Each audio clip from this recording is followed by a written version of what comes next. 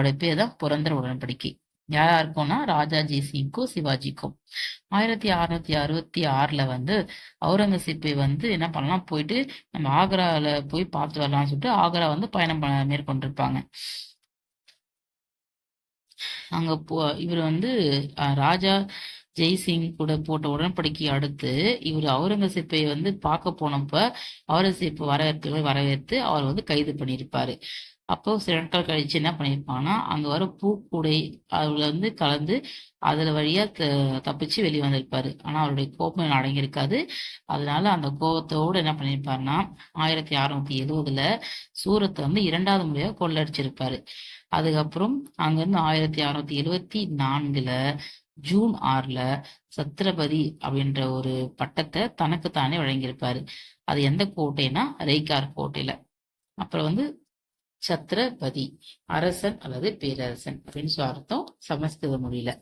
இப்போ சத்ர அப்படின்னா குடைன்னு அர்த்தம், பதினா தலைவன் அல்லது பிரபுன்னு அர்த்தம். அடுத்தது வந்து பார்ப்போம்.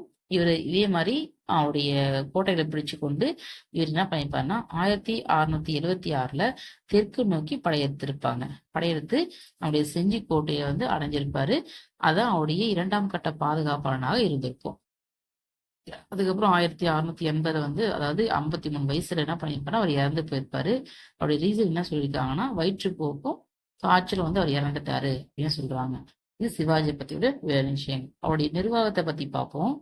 நிர்வாகம் அப்படின்னு சொன்னா பேரரசு அதாவது சுயராஜ்யம் அப்படின்னு சொல்றாங்க.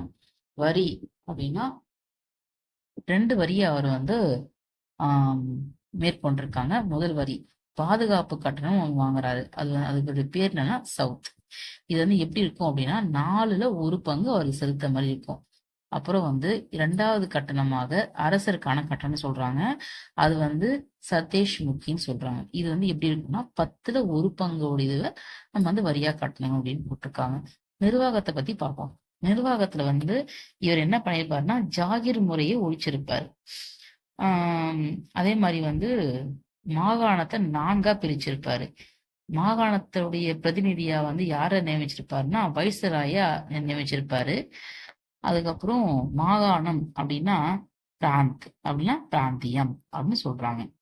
20-50 கிராமங்களை சேர்த்து ஒரு நிர்வாகம் பண்றாருன்னா அவர் பேர் வந்து தேஷ்முக். இல்ல ஒரு கிராமத்தை வந்து பாத்துக்கிறாரு அப்படின்னு கேட்டா பட்டீஸ்.